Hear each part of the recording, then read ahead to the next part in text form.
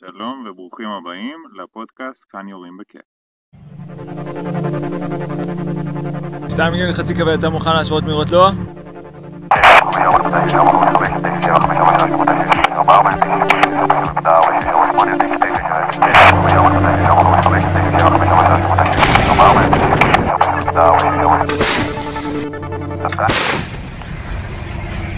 לא, קפצתי. אז אני מבטיח שאנחנו נשתפר. ברוכים הבאים לפודקאסט כמו שאמרנו, כאן יורים בכיף. אני שי פייטלסון, אני רס"פ ושלישון של סוללת התכנים אי שם בצפון. נמצאתי טל טייבר, שהיום היא המרואיין הראשון שלנו ובהמשך יהיה ה-co-host שלי.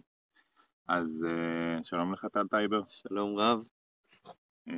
היום אנחנו בעצם נגלה מי הוא טל טייבר ומה הוא עושה פה בסוללה וקצת נסלול אליו לעומק. אז בוא תספר לנו טל, בן כמה אתה? טוב, אני בן 32, ביוני האחרון שהיינו בקו בדיוק חגגתי. פה בסוללה התפקיד שלי זה סרס"פ, עוזר לרס"פ ונהג האמר. אני גר בתל אביב, במקור מרמת השרון, בוגר תואר שני בפיזיקה, והיום מתעסק בפיתוח אלגוריתמים בסטארט-אפ. יפה מאוד. איך הגעת מפיזיקה לאלגוריתמים בסטארט-אפ? כן, זאת הייתה דרך הכלכלה שעברה דרך ייאוש מהאקדמיה עד לרצון להרוויח כסף כמו שצריך, והסתכם בלמידה של AI, ומשם היסטוריה. יפה. באיזה חברה אתה עובד? אני עובד בחברה שנקראת OpenEyes. אנחנו עושים פיתוח רכב מסחרי משולב בטכנולוגיה ייחודית שלנו. מניעת תאונות ובקרה ודברים כאלה. נשמע מגניב. בוא תספר קצת מה אתה עושה פה בסוללה. טוב, אז כפי שאמרתי, אני הסרס"פ. זה אומר שאני עוזר בכל ההיבט הלוגיסטי של ניהול התרומות והאוכל והנסיעות הלוגיסטיות להסיע חיילים, להביא ציוד, כל מיני דברים כאלה. לשפר את תנאי החיים פה בסוללה. בדיוק. וכאמור אני גם נהג האמר, אז ממש עושה הרבה נסיעות מנהלתיות כאלה. זה בגדול. עוזר בירי כשצריך. פחות מרים פגזים בימינו. כשבא לי. תספר לי קצת איפה תפסה אותך המלחמה הזו. איפה בחיים ואיפה תפס אותך ברמה היומיומית. טוב, שבת השחורה בשבילי הייתה כמו כל שבת אחרת, כאילו קמתי באיזה 9 בבוקר כזה עם ארוסתי הדיה, והכנו קפה, באנו לסלון וישר הסתכלנו בטלפון והתחלנו לראות את כל הבלגן שקורה. זה היה מאוד מלחיץ, אני ישר ידעתי שהולכים לגייס אותי, כאילו לא היה לי ספק, וניסיתי להסתיר מהדיה את, כאילו כבר חלחלה לי ההבנה שזה לא הולך להיות זמן קצר וזה לא הולך להיות סיפור קטן, וניסיתי להסתיר ממנה את זה כמה שיכלתי. ארגנתי קברתי, שלחתי לך הודעה לשאול מתי מקפיצים אותנו, ואמרת לי כן, כמה שעות, וזה רק קרה יום אחרי. זהו, גם היו לי חברים שהיו באותו הזמן בבארי, אז זה היה די מלחיץ, אבל ברוך השם הם יצאו בסדר גמור מזה, הצילו אותם, אז הכל בסדר.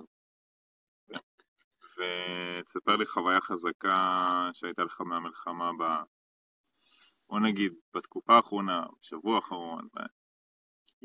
בשבוע האחרון קצת יותר קשה לי להגיד. יש חוויה אחת שהייתה לי מאוד חזקה, שזה היה דווקא יותר בתחילת הלחימה. היה איזה מקרה, איזה לילה אחד, שעשינו אש לחילוץ די מסיבית. בעצם היה 2 טנקים של שריון שנתקעו על הגבול, והיו תחת איום נ"ט, ובעצם אנחנו קפצנו כדי לראות שם המון עשן, למסך לגמרי את כל האזור, ושכוחות שלנו יוכלו להגיע ולחלץ אותם. ואחרי ירי שהרגיש מאוד ארוך, נראה לי בפועל זה היה איזה 1.5 שעות רק של ירי או משהו כזה. זה הרגיש הרבה יותר. זה הרגיש הרבה יותר, זה היה תוהו ובוהו עם עשן ואש ורעש, וזה גם היה בהתחלה, עוד לא היינו רגילים לזה. הודיעו לנו שהצליחו לחלץ אותם, והיה שם גם הרבה גאווה ברגע הזה. יצאו גם תמונות יפות מהלילה הזה. כן, גם תמונות יפות. מדהים. אז עכשיו בוא תספר לי קצת מה הדבר שאתה אוהב בחיי השגרה, במצב שאנחנו נמצאים בו היום, אחרי זה את הדבר שאתה פחות אוהב. פחות אוהב. כן. אז טוב, מה שאני הכי אוהב פה תכלס זה השינה. באופן מפתיע, אני ישן פה הרבה יותר טוב משאני ישן בבית. זה שאנחנו כאן בתנאי אדם אבל לא קדמון. להעביר לידיה. זה לא בגללה.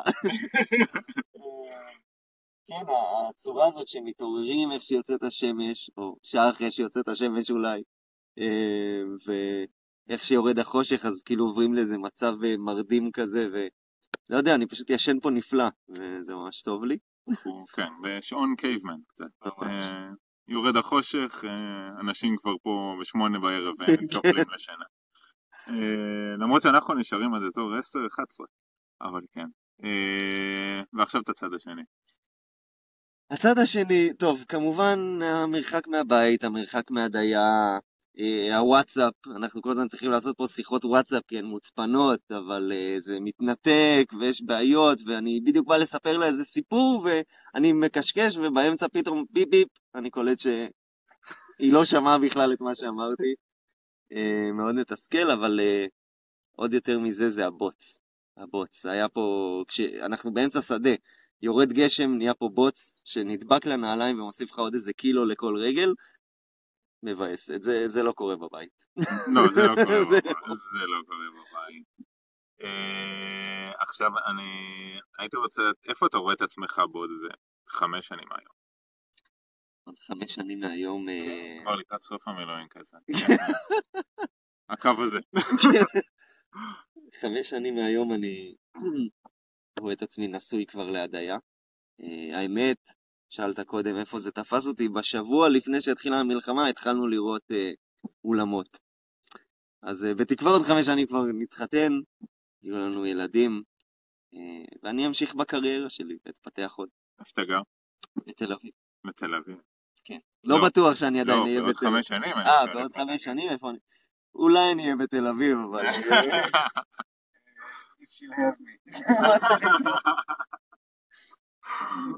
אוקיי. עכשיו אני רוצה שתספר לי משהו שאף אחד בסוללה לא יודע.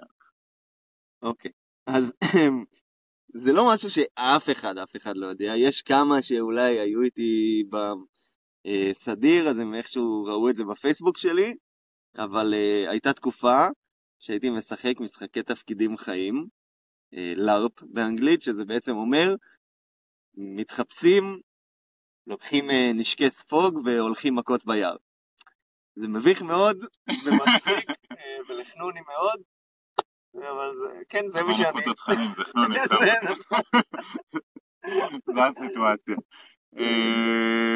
מדהים. אז עכשיו מה שאנחנו נעשה לסיום, אנחנו נעשה שאלה בהפתעה, אנחנו עדיין לא יודעים מי המרואיין הבא, אבל אתה מכין לו שאלה, מה תהיה השאלה שאתה רוצה לשאול אותו?